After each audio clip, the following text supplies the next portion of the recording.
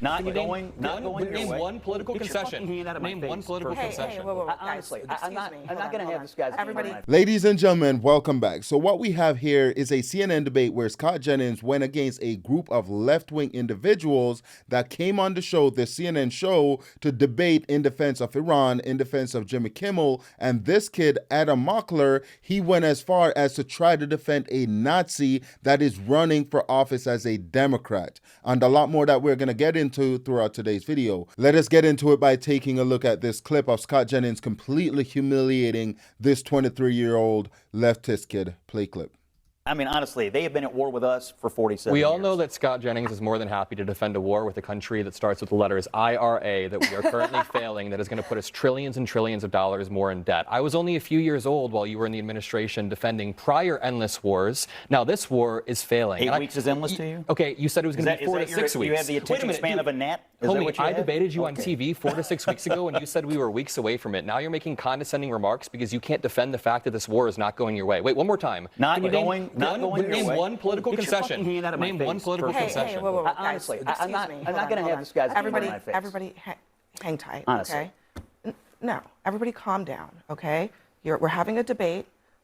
You can respond to the points that he's making. Can you name a political concession that we've got? We had a flashback to the war the skinheads had in my studio. I would be mad if I had to defend war too. I would be mad if I had to defend the war. Scott, you can respond. We have a very simple goal: to keep terrorists and a terrorist regime from having a nuclear weapon that can threaten the United States, our interests in the region, our allies in Europe, anybody else in the world. That right there is 23-year-old Adam Mockler, and he's as leftist as they come. And what he's trying to do, he's trying to paint the picture that the war in Iran is a forever war, which is completely false. And then he tried to be disrespectful with Scott Jennings, and Scott Jennings literally had to put him in his place. And that is how you do it. And then he tried to make the claim that we haven't achieved anything out of this war, and Scott Jennings had to debunk that point as well. Play clip. Can you name a single political concession we've gotten from them?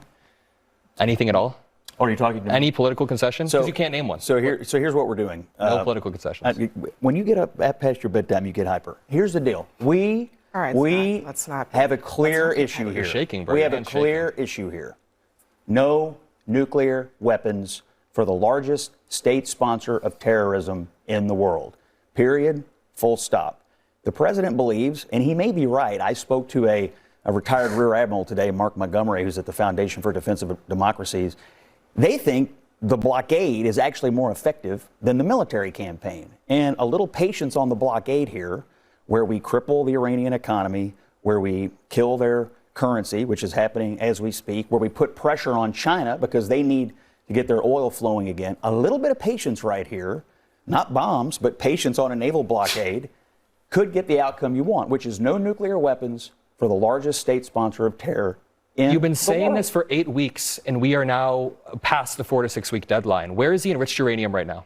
It's under rubble. Where is it right now? In the United States or Iran? Iran still has the enriched uranium. So here's the thing. We haven't received any political concessions from Iran, and the reason is because we completely destroyed their leadership. We don't know who's in charge, and the country is fractured. It's like we're negotiating with one set of people, and one set don't want to negotiate, and what you have is a lot of infighting within the country. But that does not mean we haven't achieved anything from this military operation, because the country is completely destroyed at this point in terms of their political apparatus and their military as well. And Scott Jennings pointed out that the blockade that we have instituted has been very effective. And then here we have someone on this panel that proceeded to call our military pirates and terrorists. You just cannot make this up. Play clip. Why are we talking about the strategy of this? This isn't a legal war. This is terrorism. We are turning our military into pirates. We are seizing civilian vessels. Additionally, sanctioned Iranian vessels that have gone through a DOJ process.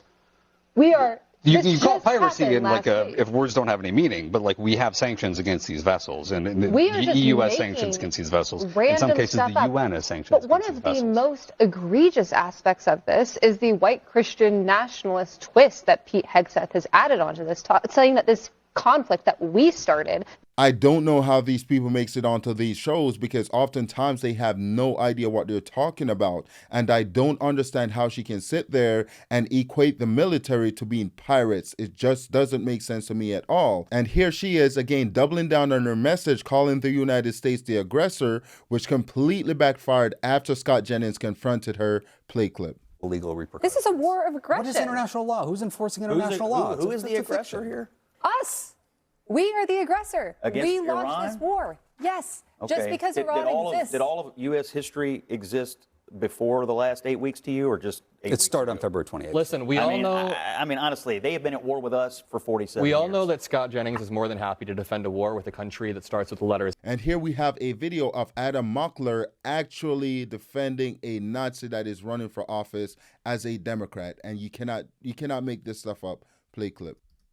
Now, if this were a Republican candidate who had had a Nazi tattoo, covered it up when he was running for something, and had said all the things that he had said about black people, about women, about rape, etc., do you really think there's a world in which Democrats would be like, let's just let bygones be bygones? That's the past. Today's the present. I think we're entering a new era, and we'll see what the base wants. We'll see who wins when the actual election happens. But for the past decade, Democrats have been unified by our opposition to Donald Trump. And now Graham Plattner has a forward-looking message. So if Donald Trump or if another Republican had a Nazi tattoo, I don't know, Donald Trump has dinner with Nazis. It's not that far from, it's happening. But there's also plausible deniability regarding Graham Plattner's tattoo. We don't know if he knew. We don't know what he knew. But it's not just the tattoo. That's- It's not just the tattoo. Listen, that sounds so pragmatic. If Republicans want to clutch so their... ruthlessly you want to win, Well, listen, so you're willing to overlook his Nazi tattoo. if Republicans want to... It is convenient how these Democrats, they're actually defending a Nazi, someone with a Nazi tattoo. And his response to the question was to essentially blame Donald Trump. It is insane how everything always comes back to Donald Trump. And this is to show you that these people, they don't have any policies. They don't have an agenda. Only political motive is to fight Donald Trump every step of the turn. And they continue to fail day after day. And here we have more on that Senate candidate that Adam Mockler was defending. Play clip. Tonight, as the midterms approach, Democrats are being confronted with how large they want their tent to actually be. Today, Maine Governor Janet Mills, the handpicked candidate of the Democratic establishment, announced that she's suspending her campaign in the state Senate race due to weak fundraising numbers. Her primary challenger, Graham Plattner, has consistently led in the polls and in fundraising. But the progressive oyster farmer and military veteran has faced significant controversies over a series of offensive online posts that he's apologized for and a tattoo resembling a Nazi symbol that he's since covered up. Senate Democrats are brushing off concerns about Plattner's electability, but their enthusiasm over whether to embrace him appeared to vary. And I guarantee you, if this guy was a Republican, each and every Democrat would be out there on live television telling you how bad this guy is. But because he's a Democrat, they care nothing about what this guy has done or what he has said. And this is to show you that the Democrats, they're nothing but hypocrites. And here we have Scott Jennings calling out these panelists who's been trying to defend Jimmy Kimmel, who's been trying to incite violence against the president. Play clip. On the Kimmel piece, I got to say, I still don't know what the joke is. He's not Expectant widow. I mean, they keep trying to explain that this was a joke, and how can we go after people who are just telling jokes? I've yet to hear anybody explain to me. I guess the what's the question joke? What's the joke? Does it matter What's whether it the was joke? funny? Does it matter whether it was a joke or not? Well, they're saying Because I it's don't a know joke. that speech has a joke maybe clause it in doesn't. But for them to then, and he's been pretty defensive about it the last couple of nights.